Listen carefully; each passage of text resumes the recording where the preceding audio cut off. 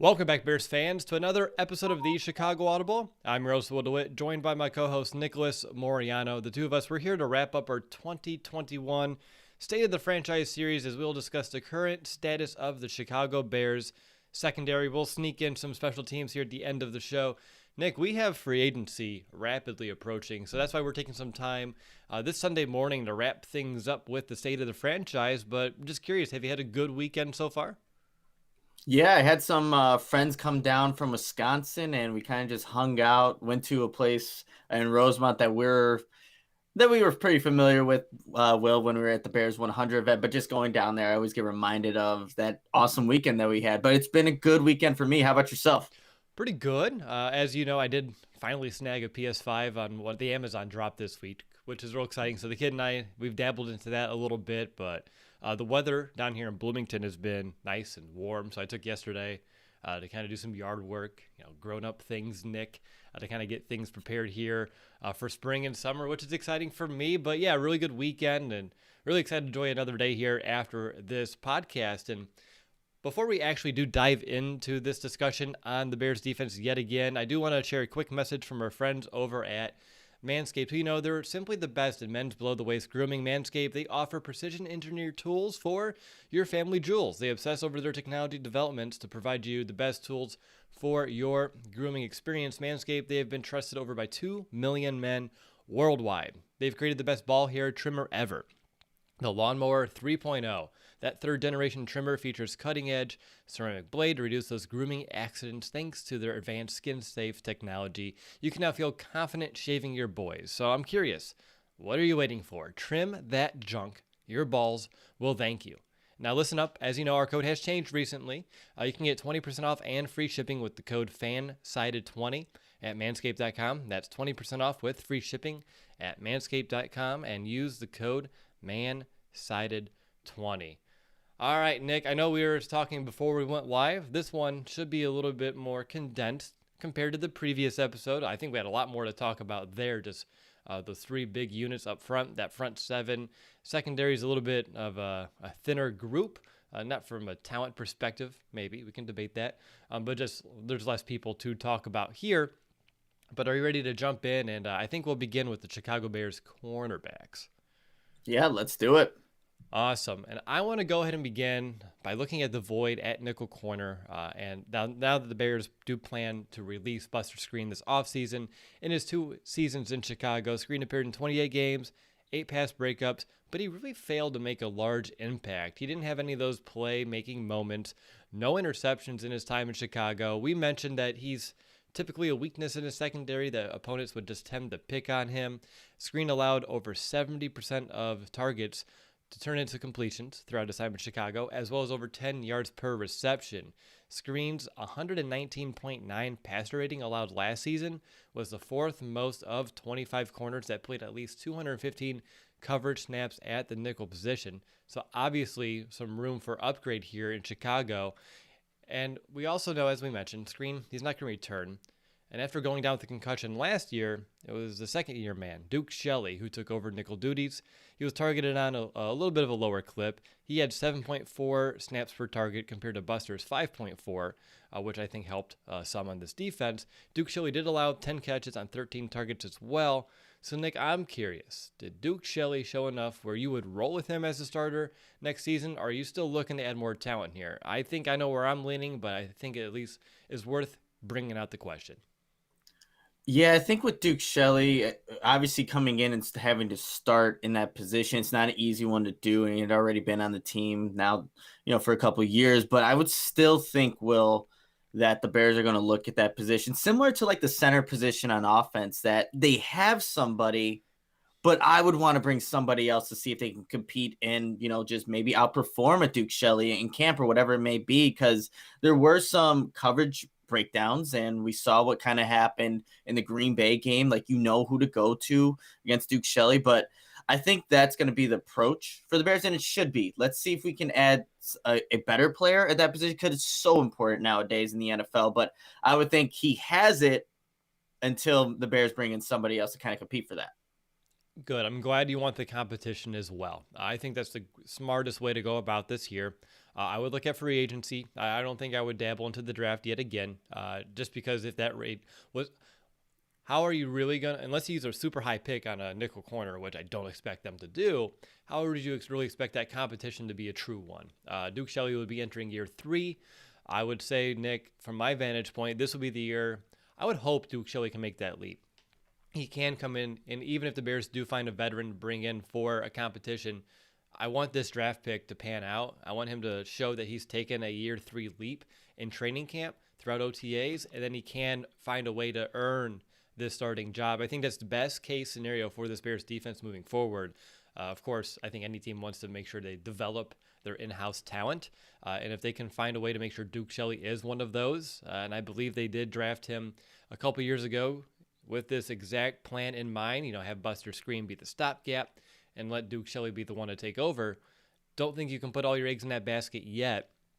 But I think in an ideal situation, ideal world, he can show enough growth this offseason, now that he has a little bit of the playing time and he's been in the system now for a couple years, to take that next step and cement himself as a starter. But are you concerned about this position heading forward? Regardless, I know we still have free agency, the draft, and Duke Shelley, but obviously this is the second time now in 3 seasons where we've had a big void at nickel corner after Bryce Callahan left a few seasons ago.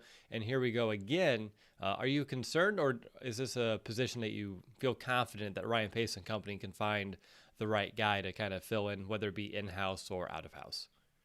I wouldn't say I'm feeling confident in it, especially when you put the name Ryan Pace and trying to find replacements there. And ever since Bryce Callahan did go to Denver, it hasn't been the same at that position in terms of productivity and consistency. Like Buster Screen had the one decent year, better than I think fans were expecting. Then you kind of saw him come back to who he really is. And yes, you have a Duke Shelley, but like we said, we're looking for a replacement. And I think it's going to be interesting how the Bears kind of approach this, because they were to spend a second round draft pick or even third. It's like those need to be probably going to the offense. So yes, you increase that position by adding like a valuable player, and Elijah Molden from Washington kind of comes to mind if the Bears are going to pick a guy. But I wouldn't say I feel confident in it. We'll have to see how the Bears kind of approach this. There's another guy on here that we'll eventually talk about that I think could be in that position as well. But yeah, confidence, not the word I would use. Okay, it's fair. I just wanted to kind of gauge your level here right now. Let's move on to the outside corner position. I want to begin with Kyle Fuller. He only allowed catches on 56% of his targets, which was his lowest since 2017. He also did allow the lowest pass rating out of all corners on the Bears last year. Not really that big of a surprise. Only 1 interception, 6 PBUs. Fuller's another one of those players, though, that you do hear about the Bears possibly either letting go, restructuring in order to kind of increase their cap space due to their restrictions right now. I'm curious, Nick, how should the Bears approach their 2014 first-round draft pick? Yeah, I think you want to try to retain Kyle Fuller as much as possible. I know there's been all the speculation with trades and what they could possibly do with him, but if you don't have Kyle Fuller, yes, we saw what Jalen Johnson could do, but he also got injured towards the end of last season, right? So you can't really count on him as of yet. And I think Kyle Fuller was the most consistent guy in terms of that coverage ability out of all the secondary players. So it's a guy that you want to retain as much as possible. It just makes your defense a lot better. And I would like to see what Kyle Fuller kind of looks like if he has a pass rush. Most of these secondary players, if they have a pass rush, because you jotted down the coverage percentage and what he was doing in terms of not allowing passes to be completed. Well, if you have a pass rush, maybe those incomplete passes just turn into interceptions. Like you said, didn't have many, and none of the guys in the secondary did. But I would like to see what these guys in the secondary could do, especially Kyle Fuller, because he plays off, can read the quarterback's eyes, and make great breaks on the ball, and especially in breaking routes. Love watching him do that. But I think the Bears, their approach should be, we're looking to have Kyle Fuller in this defense in 2021, and that should be the mindset. That's what I would like the mindset to be. You're not going to find many talents out there like Kyle Fuller without him, unless you go spend money at the position in free agency or high draft pick, again, very similar to the nickel corner. I think you're almost creating an unnecessary large gaping hole in this defense, because if you move Jalen Johnson to your number 1 corner, if you will, then you're looking at what? Kendall Vildor, maybe Artie Burns. We'll talk about some of these guys that were supposed to maybe make. I know there were a lot of injuries at this position last year, even though there was supposed to be a lot of competition. So there's some interesting plans here, but why would that be better or even the same than we saw with Kyle Fuller? I know his contract, it's a decent amount of money, but you also have to pay if you want to have some good talent. And if you're in a win now situation, I don't know how you win now without Kyle Fuller out there as well. With the pass rush, Nick, I would hope and I would envision you're seeing numbers like we did in 2018. Although he's not getting as many opportunities, you do see his targets go down each and every year, which I think is both a testament to him, offense's understanding. Maybe you don't want to test Kyle Fuller. Maybe Buster Screen's a good option. Maybe Danny Trevathan, someone to pick on. Heck, Eddie Jackson the past couple of seasons, not a bad guy to pick on too, unfortunately. We'll talk about him moving forward. But like you, I would like to keep Kyle Fuller on this team for another season. And it's great too. And I always take this time of year to just reflect on his career trajectory. Because when you first joined the podcast and we started doing this thing, it was like, who knows like what we want to do with Kyle Fuller. He took the year off, kind of soured out, and then he came back with the vengeance. And it's been fun to watch these past few seasons, and I would love to see him continue to be a Chicago Bear. I want to switch our attention now to Jalen Johnson. Despite some rookie moments, he had a pretty damn good season, one of the better corners in last year's draft class. His 13 pass breakups led all rookies. His 56.9 reception percentage, which is catches per target, was better than any other corner taken last year. So, Nick, I'm curious, what are some elements in Jalen Johnson's game that get you excited about year two? And I know we're both, and a lot of Bears fans were disappointed and perhaps slightly worried with yet another shoulder injury for him late last year, but still, on the field, his potential remains like ultra promising.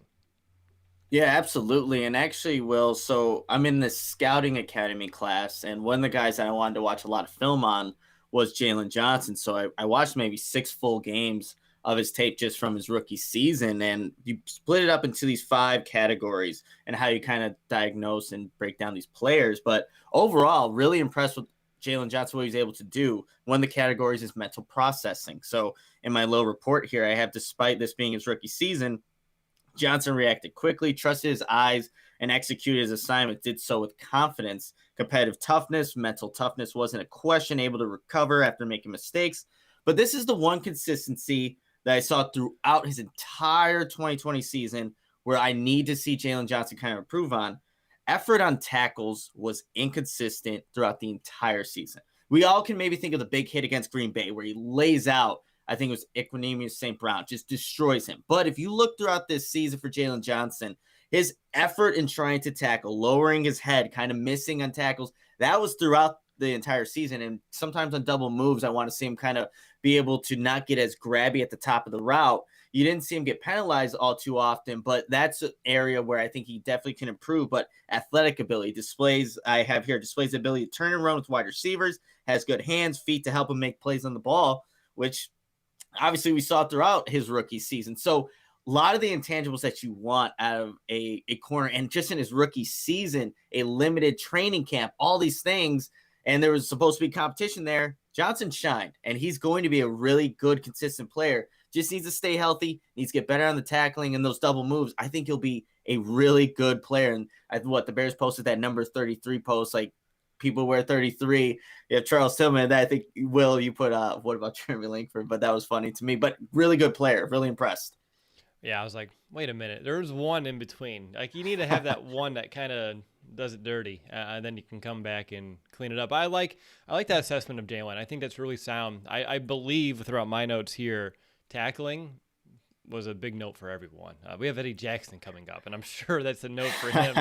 And if it's not, then Nick, we'll have to have a talk after this podcast. But when you're looking at this entire unit, actually real quick, did you have anything special you wanted to mention about Kendall Vildor? I think he's the last one here that we can dedicate some time to before we get to pass or play. I think with Kendall Vildor, like obviously he played on the outside. Duke Shelley played on the outside in college, but based off talking to the guy that he worked out with over the summer, he was training to play that nickel spot. And he also did that in training camp as well, just being versatile. If Duke Shelley is not the guy at nickel corner, and they want to put maybe Kendall Vildor, slide him inside, that's something where he's been training there. He didn't get a lot of opportunities in game time, obviously, last year, but that's a guy that I really like just from the intangibles, and just he's a little bit bigger than Duke Shelley, even though credit Duke Shelley for making some pretty decent tackles when he was in game, in that Green Bay game and just against Houston as well. But I would maybe not, you have to factor that into the equation, I think, as the Bears are kind of assessing who could play nickel corner. I think Kendall Vildor could be in that discussion, but obviously he got the reps at outside corner. The Jacksonville game kind of showed maybe some limitations, but he's still a rookie, but that's something just to consider as well. Okay, I like that a lot. That's a good. We didn't even mention maybe we'd have a battle between a couple of these younger DBs currently on the rosters. That's a really good point. I think his length is intriguing as well from the nickel. It reminded me a little bit more of like a Bryce Callahan with that arm reach that he's able to have as well. So that's a neat thought there, Nick. When I'm looking at all the corners and just looking at maybe a high level of need for improvement, I'm looking at nickel coverage as one. That's an easy one I could point to. But if I'm looking at every single one of these players, just more big plays on the ball. And I think, Nick, you hit on a good point earlier with the pass rush, where if that's able to kind of get back to what we would hope it can be on this defense, then it should only make these corner jobs easier. Some of these more erratic throws or throws that may not be to wide open receivers due to having to be in coverage for 7-8 seconds would also be a big benefit as well. So just more plays on the ball is what I'm hoping for. I don't think when you're looking at Jalen Johnson or Kyle Fuller, there's not I mean, they can always improve, but there's nothing glaring that I can say they need to do this better. It's just more of having an opportunity with a little help from the front seven. So just more plays on the ball is what I want to see, which may not even be something they can handle all too much themselves. But Nick, how about you?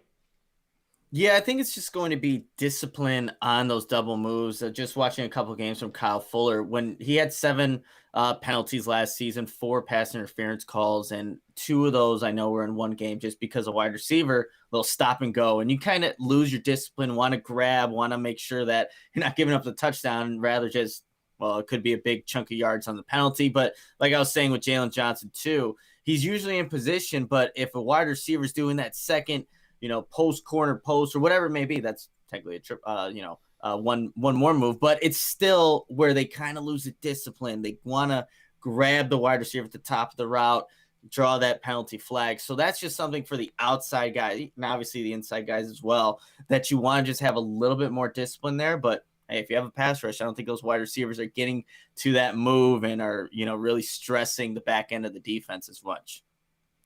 Good stuff there. How about your confidence level for this unit as it stands today? Yeah, this is a tough one, Will. I mean, we don't have a solidified nickel corner. You love what you see out of Jalen Johnson. Very consistent Kyle Fuller.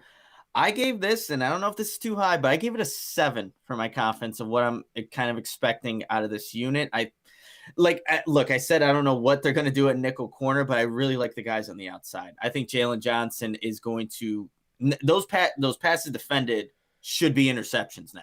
And Kyle Fuller with maybe a pass rush, I think you see him kind of revert closer to 2018, not all the way there, but that's just 2 studs on the outside. And, you got to figure out that nickel corner spot. I talked up Kendall Vildor, but I gave it a 7. And, I'm kind of hesitant about saying it, but I like the guys the 2 outside guys. You just got to figure out that nickel corner. Very important spot. I'm giving it a 7, though. I'm at a 7 actually as well, which is why I made that face as soon as you said it. I was like, wow, all right, right on the nose. But just like you, it's hard to argue with the talent on the outside. I have a decent amount of confidence that we'll be able to find someone. It can't get much worse than Buster Screen and what we saw last season, to be honest. Like, it's over the passer rating allowed. He was just covered. I mean, just games where it's just either Buster Screen or Danny Trevathan, and that was it. So for me, I have confidence that they'll be able to find someone to play better, whether it's just rolling with Duke Shelley, whether it's Kendall Vildor winning out, or finding someone else this offseason on a cheap veteran kind of contract. So I'm pretty confident as well, just like you, Nick. And I want to move over to safety. And let's kick off this position by looking at the former All-Pro, Eddie Jackson. It was another year where it's hard not to feel let down by Jackson's play. When preparing for this show, the one thing that just kept coming back to me were those countless pesky dropped interceptions that the missed tackles, the avoided tackles, those business decisions. And it's just hard to stomach that he did allow a passer rating over 140 last year, which was the second worst at his position for anyone that played at least 600 coverage snaps. And I threw in corners just to see what he would do. Still the second worst. The second worst out of all cornerbacks and safeties that at least played 600 coverage snaps. So that obviously, that's not the Eddie Jackson that we expect and should see here on this defense. So Nick, with Sean Desai taking over, can we expect, or at least hold some hope, that Jackson's play can trend back to what we saw either his rookie year in 2017 or maybe 2018 as well? Oh man, Will. I think there was just so much bad that you saw from Eddie Jackson last year that it really, I think, just put a damper on my expectations, because you can't go back to 2018 thinking that he's going to play like that. There was a lot of pressure was involved that created some of those turnovers, just luck involved, and him executing plays. There were so many plays in 2020 where, wait, why isn't Eddie Jackson catching that ball? There was the in week 17 against Green Bay, I think Tashawn Gibson, Travis Gibson. Why do I always do that? Travis Gibson has really good pressure on Rodgers, throws the ball, and Eddie Jackson's diving, hits it right in his hands, and it falls right through. Then it's a very similar play against Houston. There's pressure on Deshaun Watson. He throws the ball over the middle. Eddie Jackson can't complete the catch, get the interception, and it's just not the same playmaker that you're seeing. And then we all know about the tackling. The effort just was not there. No. And just the consistency of being able to bring guys down. So it was such a night and day difference from the all-pro safety that, just in that offseason was paid on average to be the highest paid safety, right? And you didn't see that translate. And yes, if you have pressure, maybe think like the corners, but there's just a lot of bad to where I can't have the highest expectations. I think he still instinctually has everything. He could be in the right spot. It's about executing, though. And he just didn't execute last season. So my expectations are not going to be that high for Eddie Jackson. We have to wait and see with him. Yep, I'm lowering mine too. I think last season we thought maybe it was an anomaly. So then about this time a year ago, right, he'll figure things out and he'll go back to that all-pro level. And I think that's what really is leading to some of my angst right now. Just thinking about him, his future, all that cap that he's eating up right now as well. So lowering the expectation. I know they're looking at potentially restructuring his deal, which is, I think, a little bit of elation, at least personally, hearing that, because that's only going to help this team in a couple of different ways. And yeah, it's hard to really point at one thing or not. Hopefully, it's just a mental block that he's able to kind of work through when it comes to those plays where he's unable to really execute to the level that we're hoping for as well. But yeah, it's a interesting situation to say the least. I'll say this: the biggest thing that will help Eddie Jackson, I think, is Sean Desai being the defense coordinator. If there's one person that he wants to put in the right spot, it's going to be Eddie Jackson. Just knowing that he was a safeties coach, he's going to try to he knows he's a playmaker. He's seen it firsthand. Now, hopefully, like when you're calling defensive plays, you're like, well, how can Eddie Jackson impact this play in the way that he's capable of doing it? Maybe being that free roaming robber position in the middle of the field, let him make a play. Who knows? But I think that could be a huge addition. Just like the defensive line lost a big one in Jay Rodgers, a huge addition could just be Sean Desai being the defensive coordinator, hopefully putting Eddie Jackson in the right plays. But like I said, wait and see with him, but maybe that could help. Yeah, his coverage is one, and I really hope we don't see the same issues with his tackling, his lack of effort on those tackles. I need to see him be more aggressive, being able to attack downhill. Saw that a lot early on in his career. He needs to get back to that. We need that kind of play out of Eddie Jackson moving forward. All right, so after Jackson, the current level of depth gets really thin. That's just due to a large amount of one-year deals that were spent at the position last year. I know that we're going to decide the fates in pass or play, so let's just kind of look at Tashawn Gibson here. He finished last year with 66 tackles, 2 interceptions, and 7 PBUs. He'll be turning 31, but it is really hard to argue against his play last year. He was consistent in coverage. He was a sound tackler. Eddie Jackson allowed the second highest passer rating, as I mentioned. Gibson, he ranked 32nd, so right there in the middle. Nick, I gave Gibson my underrated Player of the Year award. He wasn't talked about a lot last year, but still a very solid player. After some more time to kind of digest it and go back and look at the film, what did you like? Anything you did not like? And just any other further thoughts that you would have on Gibson right now at this point? And again, we're going to determine his fate in pass or play. Yeah, the big thing with Sean Gibson, why they had brought him in, was I think his ability to make plays on the ball. And he had just the 2 interceptions. And then there was the one play, I can't remember the game, but it looks like Deshaun Gibson is swatting at the football instead of trying to intercept. Maybe it was Yeah, the Rams game hit, over the he middle. hit L1 instead of triangle. I've been there. Yeah, he pressed the wrong button and, just malfunction there. But that's the one area where maybe I was disappointed because you knew his track record. He could make those interceptions. Well, you look at Eddie Jackson, no interceptions. He had the 2 for the safeties there. But the consistent play, it reminded me a lot of what an Adrian Amos brought to the Bears defense, where you didn't have to worry about him. Sound tackler, consistent. He's not a liability. And that's kind of what you wanted from that opposite position of Eddie Jackson, because you were hoping he's the guy going to be the guy. So that's what I really liked about Deshaun Gibson. And being a veteran, he knew what he was supposed to do, his place in the defense, just responsibilities. You didn't see those mistakes really from him. Were there a couple bad angles that, both safeties took in that Atlanta game that really I could just vividly remember? Of course. But I think throughout the course of a season, being year 1, you like what you saw. And I would be, I won't get to what they should do yet, obviously in pass or play, but it was good. It was a good, decent season from a veteran safety. And you just wish you saw more of the productivity in those turnovers and things like that. But I liked how Deshaun Gibson played. Yeah, 2 more interceptions than Eddie Jackson. Hard to argue against that. I think he also had like the assist on a couple. I think a few of those PBUs were the ones where he was able to make a break on the ball. Then you're looking at someone else being able to pick that thing off. So those are plays as well that may not show up correctly on the stat sheet in terms of the overall impact. But those are moments that stick to my mind as well. And I like the Adrian Amos type of comparison, a little bit of a different style of player.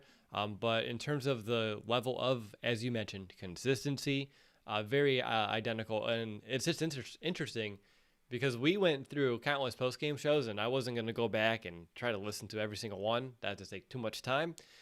We barely talked about him because he was like that much in the mix, but not making huge plays, but still someone that at the end of the year, you're like, wait, he had 66 tackles. He had those 7 PBUs, those 2 picks. It was quiet. And sometimes quiet's not bad. And I know we can probably sound like we're beating a dead horse here, but pass rush, if he's back next year, should only help him yet again. Anything else on Gibson before we move forward?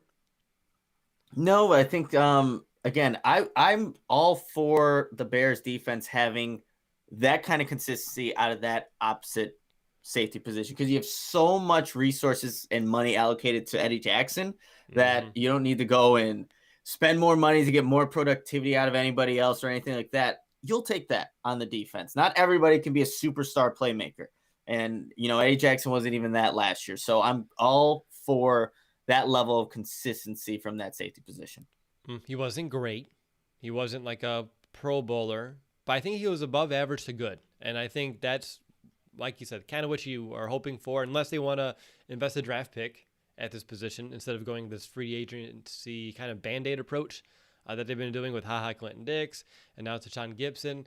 That may be something to look toward here, maybe this offseason, next offseason. We can talk about that here. But, yeah, I liked what I saw out of Gibson for sure, and I'm glad he didn't do a Travis here, so that's great as well. I know. I gotta get that out of my mind. I don't know why I do that. If you just say T, hey, T or T Gibson, you're good no matter what. That's true. I'll get the names figured out someday. I almost feel like we've had this conversation, like verbatim on this show previously. Interesting.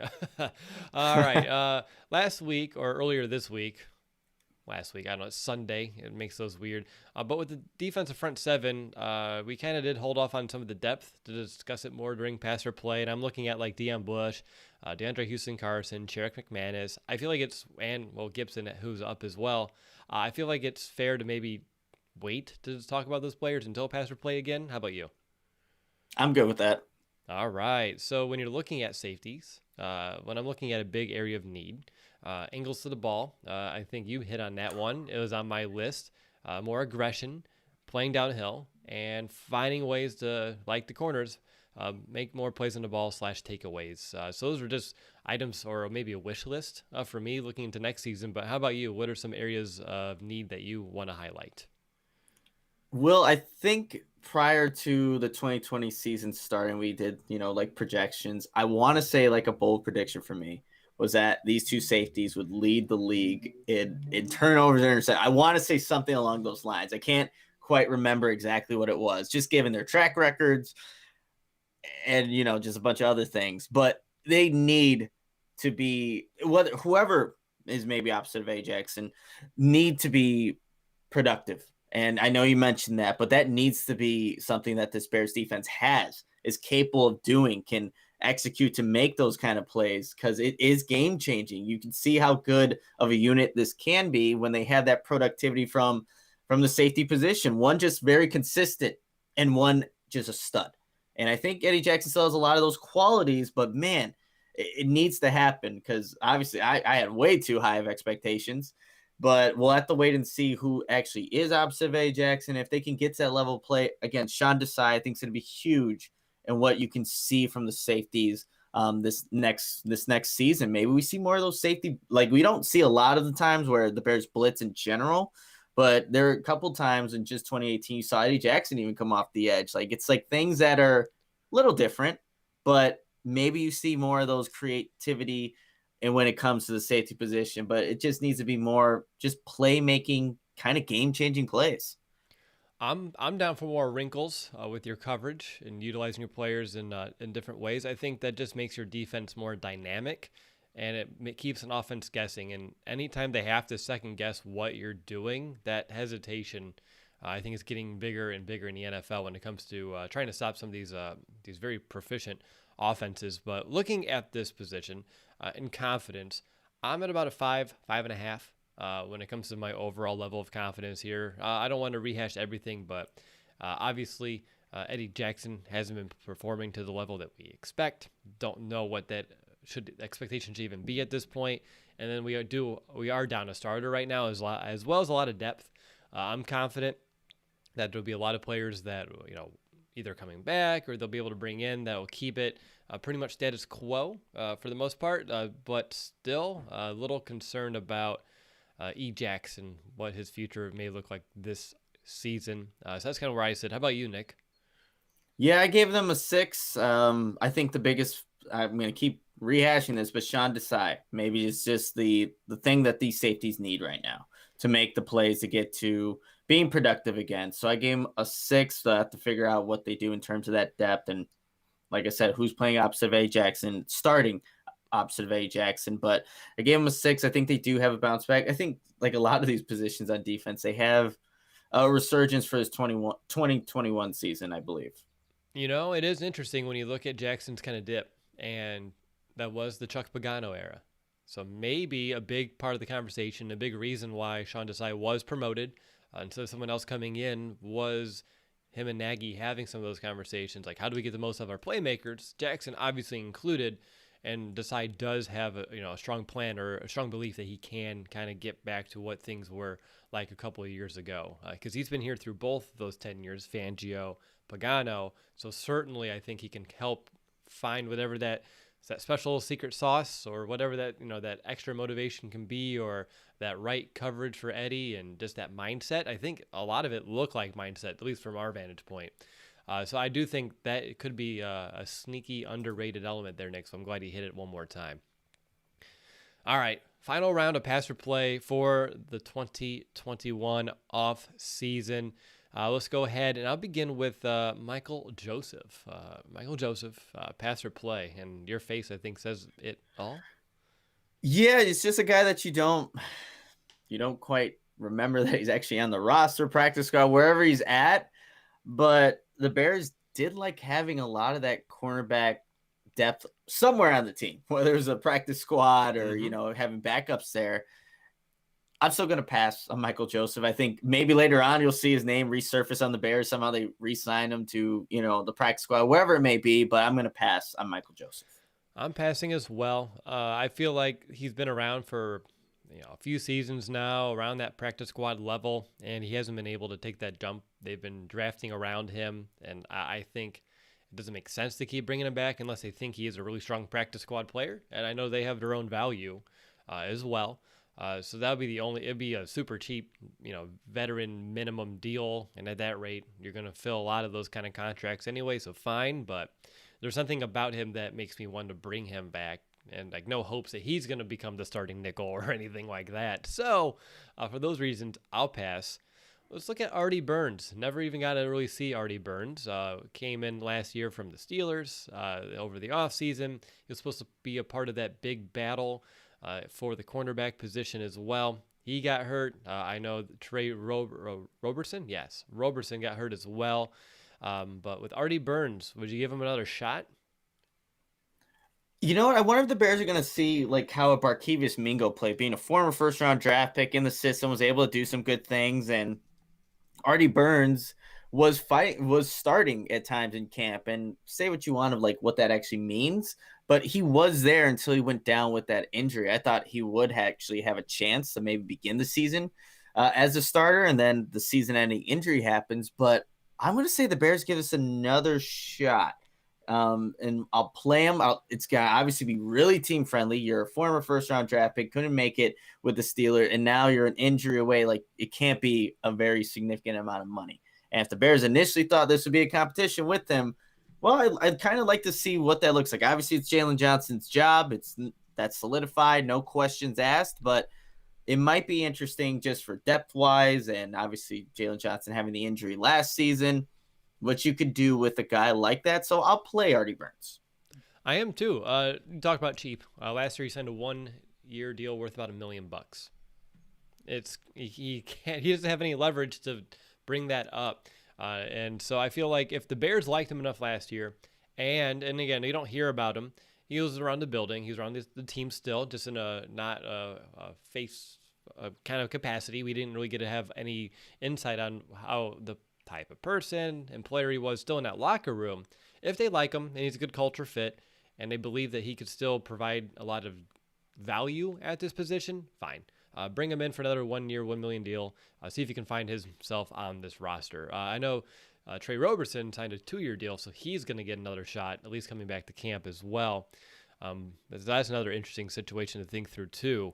What about Sharik McManus? I feel like he's on this list every single year, and every year I say play him because I want his entire NFL career to be completed here in Chicago. And, of course, I think he's wanting to play. The only issue I have, I guess, this year compared to other years is his injury history is starting to kind of add up here for Mr. McManus, but it's hard to I don't know. I guess this is more personal than business for me. I want him to stay. Yeah, absolutely. Going into year 12. Wow. That's a achievement in itself, just lasting as long as he's had with, each of the different Bears coaching staffs. That is an amazing achievement. And the injury last year, if I believe, was like a broken finger, right? So it's not anything like ligament damage that would, and I think there was a couple of injuries that he actually sustained throughout the season, but his latest one in November was like a broken finger. So maybe the Bears look at this, and obviously he's such a good presence to have in the locker room, just knowing what he's great on special teams, but as an actual, safety that he would have to play, or like that dime in the dime packages, if he were to be the guy, you could definitely get someone better. But I'm like you, Will. I want Sharik McManus to stay. However they got to do it, let's keep Sharik McManus in Chicago, 12th season, and maybe after that you can call it quits. But yeah, I'm all for it. He's like Father Time. He's still here every year. He's our only link to that Lovie Smith era, which is nuts to be in 2021 and you still have someone from Lovie Smith's time here in Chicago. So it's a big testament to him. But yeah, let's play him. It'll be a real team-friendly deal. But you get a lot of good special teams play, a good leader and captain in that locker room as well. Let's look at your fan club boy, Dion Busch, Mr. President. Are you going to bring him back yet again? What would you do with Mr. Busch?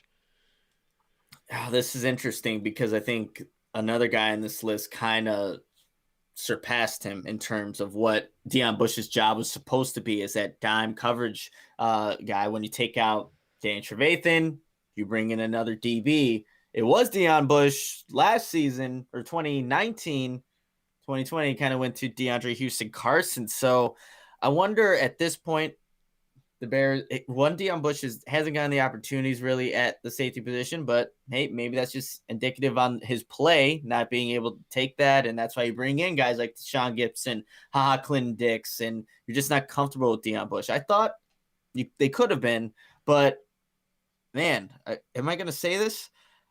I think you're passing on Dion Busch. I think that's what the Bears will do. Not necessarily what I want to do, but I think the Bears will pass on Dion Busch. And like I said, the next guy is the reason why. Oh, so you know my order of list. I'm going to change it up on you. No, but Dion Busch, weirdly, I'm going to play Dion Busch. I think even though he's not going to be your starter, I think he's still a very high quality backup. And someone that can step in. You're going to have a drop-off, but I think you can definitely have worse. When you look around the league, it's hard to find someone that I can peg in the same category as Dion Busch. He's an interesting situation there as well, but it is unfortunate he wasn't able to win out the strong safety battle last offseason that he had with Gibson. I know the lack of preseason probably hurt his chances as well to kind of get in there in the game situation to see what he can do, but yeah, I'd play him. It'd be, again, another minimum kind of contract, unless he wants to test the waters elsewhere. But I don't think he'd get a lot of, offers that would blow him away or anything of that nature. So I think you bring him back for a minimum. And if you do kind of add talent still this offseason, if he gets phased out, he gets phased out. But at least you bring him back to camp to give him a chance. And that way you at least have an assurance plan when it comes to the backups as well. But I'll move on to the next guy who I'm playing. Spoiler alert, DeAndre Houston Carson. That's the guy that kind of stepped in and started playing defense after all this time that he had in Chicago, where he would either be practice squad or inactive. And then he started getting into special teams, and he turned into a decent special teamer over the past couple of seasons. DeAndre Houston Carson stepped in last year on defense for the first time really in his career, and he didn't play half bad. So I'm playing him. How about you?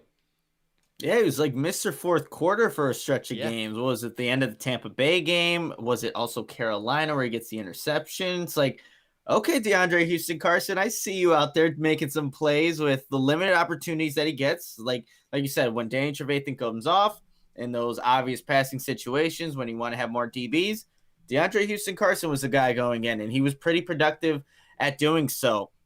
So I think that what he showed, what maybe he can continue to do to even become better at those limited opportunities that he gets in each and every game.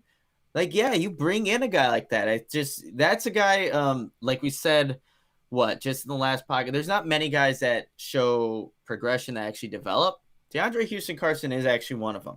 And again, with being now a safety, and then just with Sean Desai, maybe there's more opportunities for him to get on the field, because they know Danny Trevathan's just not the same guy that he once was in coverage. So yeah, I am definitely playing DHC. I know this would not have been the case, even just last year. Probably had him not even making this team. Yeah, had him, you passed, and then you also had him getting booted in place of Jordan Lucas.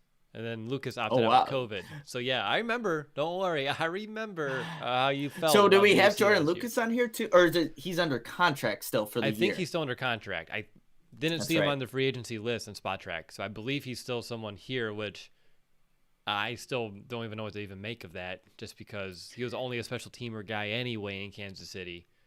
So, maybe he can be the Dion Busch replacement. At this rate, I think that would be the only path for him. Just looking at DHC, his last few seasons, say the 2018 year, he played about 60% of those special team snaps. And that jumped up to about 81%. 2019, he upped it again to 82% last season. And for a guy that only played in about 1% of defensive snaps every other year, 9% last year, 91 snaps on defense. His previous career high was 46, way back in 2018 as well. I just like what he was able to bring. And what's interesting about DHC is he doesn't have all the athletic ability. But he's someone that was a mid-round draft pick all the way in 2016. was on the practice squad. He's been absorbing this system quietly, like in the lurks, and I think he's a real smart guy. So when he's out there, he knows his role. And what we saw last year where offense is going, wait a minute, 36 is on the field. He never plays defense. Let's go after him. When they should have been looking at like Buster Screen or Danny Trevathan again. But they're like, nah, let's just try DHC real quick. And he's able to be in a good position to make plays on the ball. He had 12 targets last year, 3 passes defense, and 1 interception. So that's 1 out of every 3 passes gone his way. He's getting at least a hand on it. I like those odds. So I'd bring him back. Obviously, special teams first. Dime guy, weirdly enough, after a year, is a good reason to bring him back, which is something we never even envisioned saying a year ago. So I would bring back DHC all day. Oh, I saw your picture in the chat. And I was like, what? It's just you. I was like, someone like took your Avi and was like chatting as you. I was freaked out for a second, but it's really you. We were talking about Desmond King. That's why being a great addition, being an Iowa guy, I would have loved to have him in the Bears team. But yeah, that's why I'm there. All right, last on for the defense at least, Tashawn Gibson. I feel like we kind of tipped our hands. We're pumping him up a bit. I'd play him. Shouldn't it be a terribly large contract? As long as it's team friendly, I would bring him back. If he's asking for an outrageous amount of money that's gonna severely limit our limited cap, then you have to look at some other options. But I feel like he's gonna want to come back to Chicago, and I would like to have him here. So I would play Tashawn Gibson for every reason that we mentioned earlier in our discussion. Yeah, and the thing is, like, are the Bears gonna do a one and done for the past 3 years? This would be the 3 years with Clint Dix, Tashawn Gibson, and now another guy. I think they're just gonna roll with Tashawn Gibson being the opposite safety of Eddie Jackson, just because it's familiarity. That may help Eddie too. Exactly. Exactly. Will. So I think that will factor into what the Bears' decision is. And I don't think Tashawn Gibson's really looking for a big payday at this point of his career, right? And no one's going to be willing to do that. So I think the Bears will play Tashawn Gibson. Okay. Now, I have nothing in my notes here. So if this is a little, if I missed something, just let me know, Nick. But real quickly, state of the franchise special teams. And I think almost you do pass or play because we can look at every position here. And I think there's a hole almost around the whole horn. So let's start at punter, Pat O'Donnell. He's up for another contract again, which feels like every year, but he actually had a 2-year deal, so it has been a couple of seasons. Would you pass or play on Mega Punt? I would still keep him here for what it's worth, so I guess real quickly I'm going to say play. I'm going to say play as well. I don't think like punter's the biggest kind of need for this team. And then you don't need to make another position where the Bears are looking to upgrade at punter. Like Pat O'Donnell does a decent enough job, and I think was pretty good last year. So you can bring him back, and you'll be just fine. He's been fine his whole time in Chicago. You don't need. He's somewhere in that middle average. He's not going to be like a top 5 guy in terms of like his average, his net. The net I do think could be more coverage issues that we saw last year as well. But I thought he's gotten better, at least what we saw last year. And unfortunately, the offense gave him some shorter fields to punt with, meaning they didn't go well when they didn't go 3 and out. You're conceding around the midfield.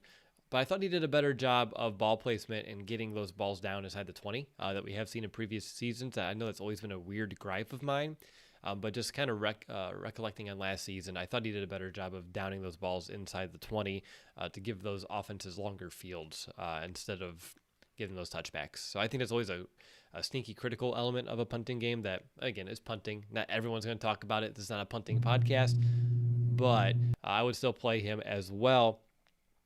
Let's move over to kicker, Cairo Santos. Would you pass or play on Santos, little helper? I like that. I would play Cairo Santos.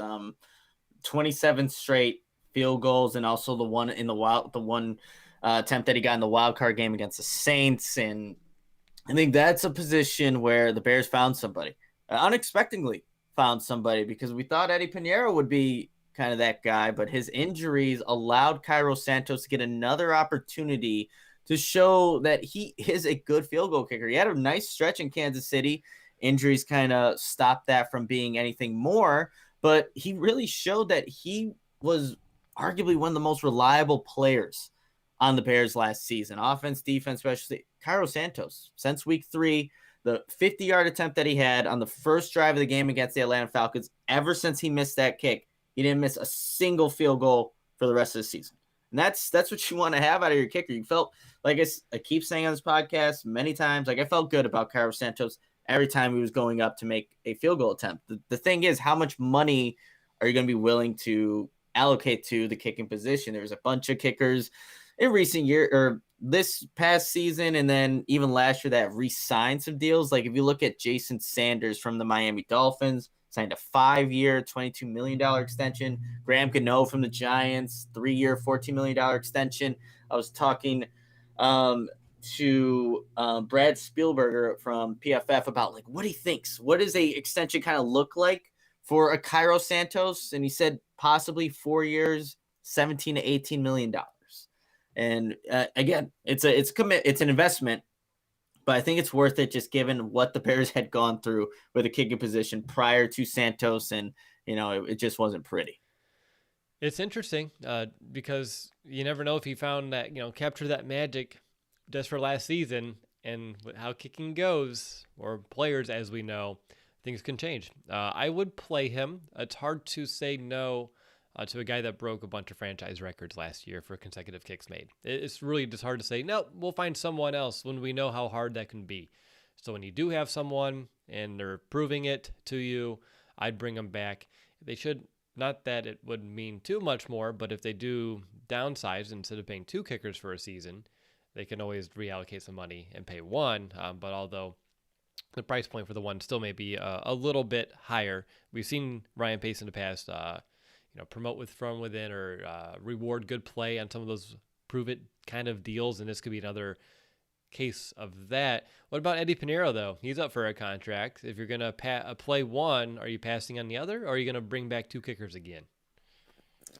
I wonder how much a contract for Eddie Pinero would actually be at this point, but I'm almost for passing on Eddie Pinero just because of what we saw from Cairo Santos. He was supposed to be the guy, Will, but it just never really happened. If the deal comes in, it works for the Bears, works for Pinero, but I feel like he wants to get his opportunity. He just hasn't really. He kind of, obviously he had it last season, but injuries again.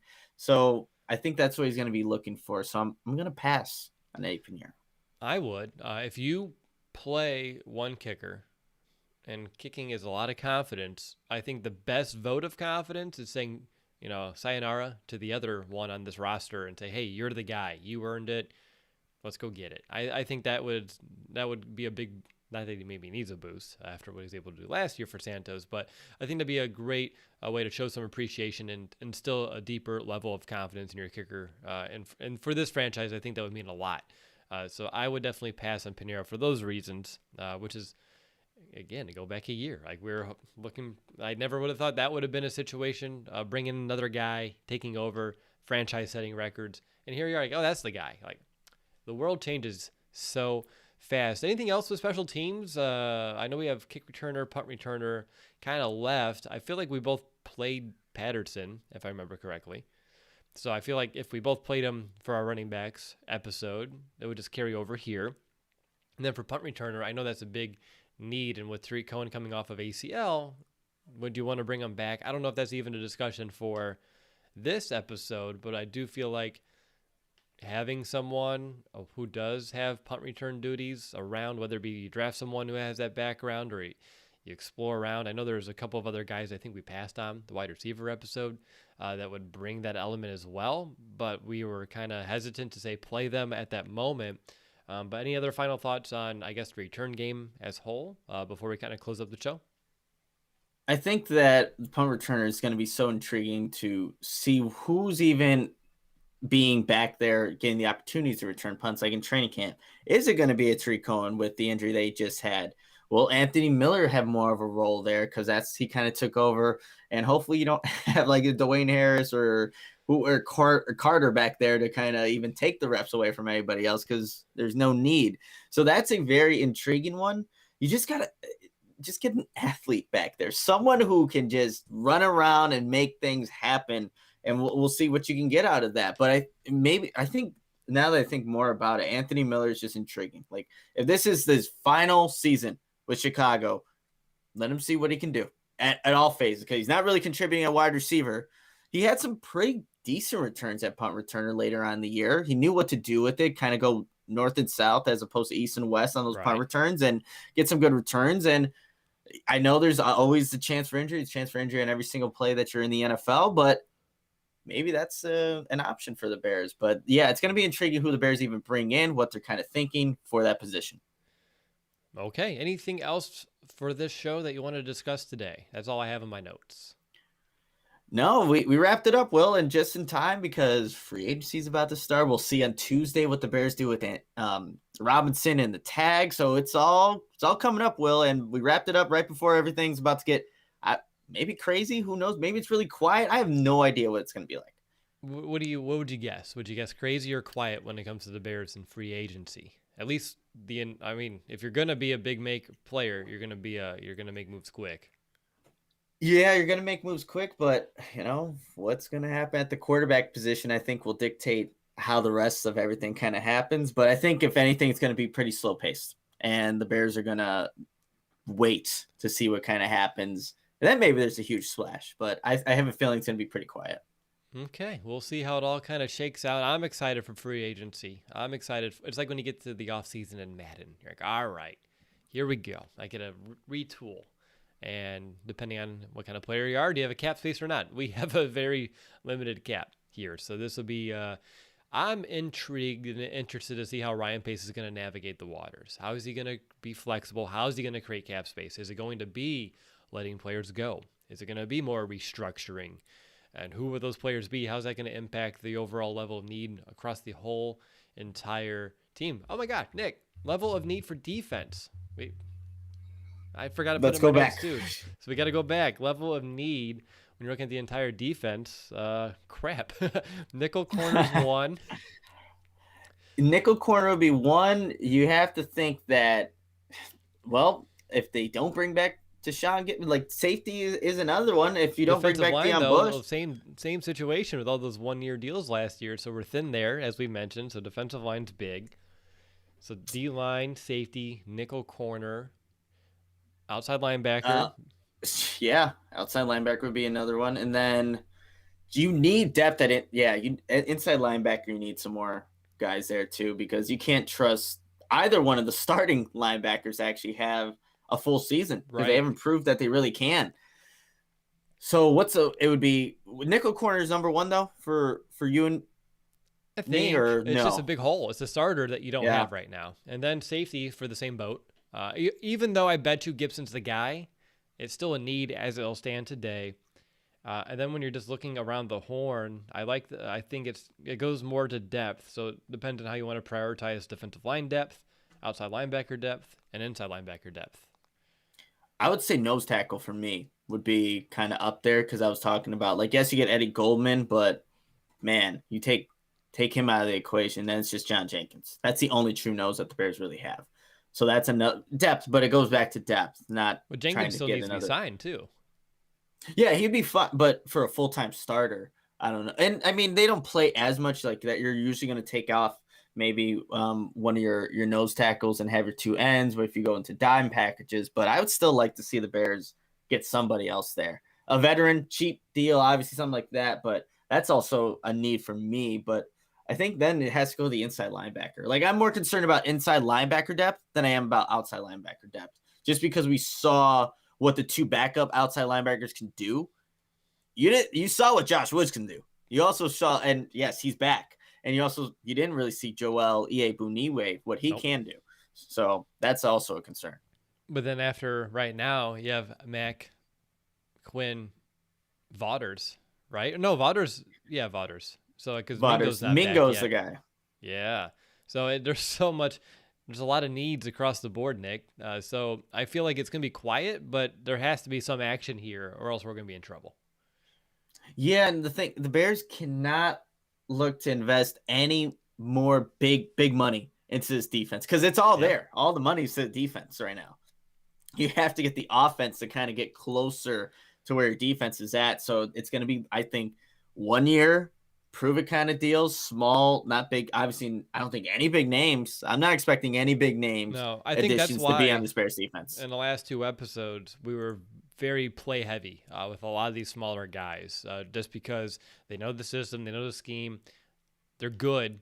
You can bring them back on those smaller deals yet again, and I think they would want to come back. So I think that's why we went that route, because you can't look into free agency and land in, big free agents at all these positions. And again, we're looking for 2 starters, which will, one of him here, Gibson, will probably come back. Nichols, I think the true big who's starting kind of question. And then it just goes to depth. And again, prioritizing depth is probably a good discussion we can continue to have, because you kept mentioning inside. I get concerned with outside linebacker, just because even though it's not a big need because of you have 2 starters, is Robert Quinn technically a quote starter quality player at this stage? Who knows? Yeah, and the only thing with that is that Mac was going through an injury. He was, but Robert Quinn, and there's speculation whether or not he was. I don't even know if he was injured. I think it was just an excuse to cover up, but at least they were available. The other 2, the inside linebackers at points in the season were kind of not, because of injuries and things like that. And I just don't I'm just not confident with that group behind them. You can't have Josh Woods, Joel Iyiegbunier, or Matt Taiteao play big time minutes for extended periods of time. It's just not going to be good. I can't disagree with that point at all. But I'm going to go ahead, Nick. I'll close the show. I'm excited for free agency, seeing how it's all going to shake out and break it down with you, and kind of get the stage set for the draft as well. So big couple of months here, which is exciting, because it feels like when the season ends, you're never going to get here, and then you do.